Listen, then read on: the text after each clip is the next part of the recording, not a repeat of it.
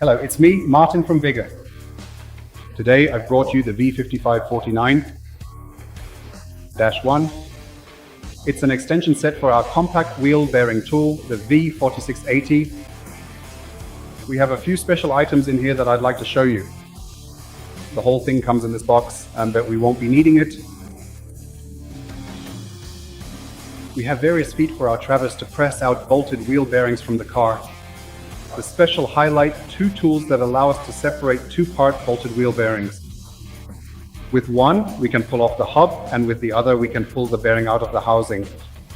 The whole thing grips the back on the negative profile of the bolts, and since that's complicated to explain on the workbench, it's best if we take a look at it on the car. We're here with a classic front-wheel drive vehicle with a 5-bolt hub and a bolted wheel bearing. This is what the new one looks like. It's a 4-bolt wheel bearing, which means I've already fitted our arm with the feet for the 4-bolt wheel bearings. First, however, I'll mount the puller here because we can use the yoke to pull the hub out of the wheel bearing. The special thing about this is that we can leave the drive shaft installed. We only need to loosen the central bolt so that we can pull the hub from the wheel bearing. The whole thing is fastened with the vehicle's own wheel bolts.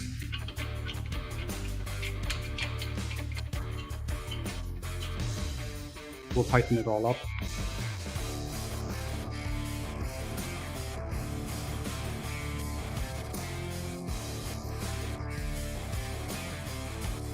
I've already inserted the spindle beforehand. I'll just turn this here for a moment. And now I'll place the bridge on.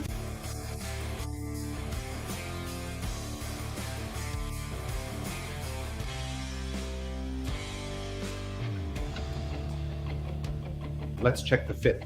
It's adjusted correctly. We have a nice solid contact surface back there. Now we can attach the hydraulics.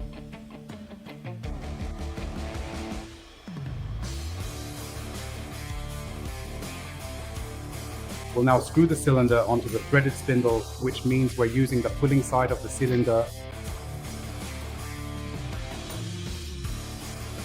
Now we can carefully and slowly pull the wheel hub out of the bearing housing.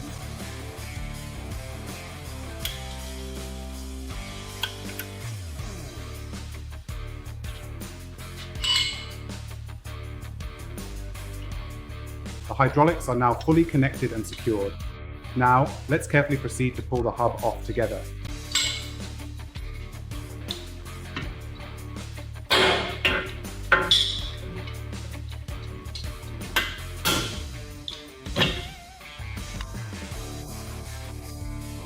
And there we have it, pulled out of the bearing, smooth as butter.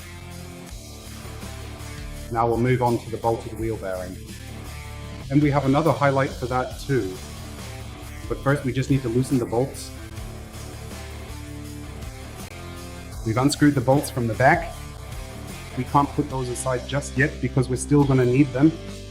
Because with these we can now attach the wheel bearing puller here at the front. And that's very simple, right into the bolt holes of the wheel bearing just from the other side. Now we'll thread the bolts in here with the washers.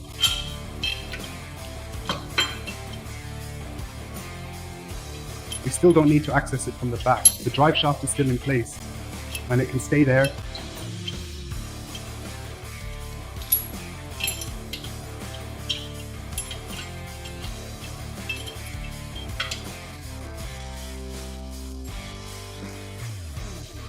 Now we'll put the threaded spindle back in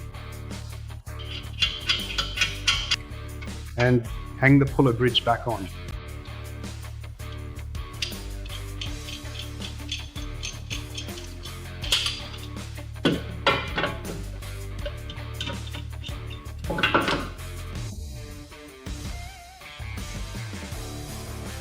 Check the fit.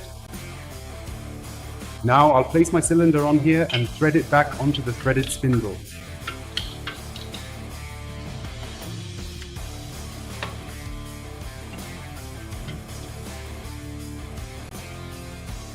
Let's check the fit here again. It's seated cleanly. Now let's bring in the hydraulics.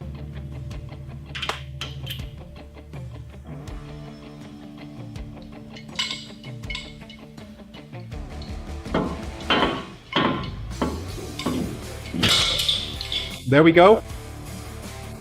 And there's our bolted wheel bearing. Without having to go in from behind, you can see nicely here the drive shaft has stayed in its original position. We didn't have to remove anything from the back. We can do it all from the front. Now we can install the new wheel bearing and press the hub back in.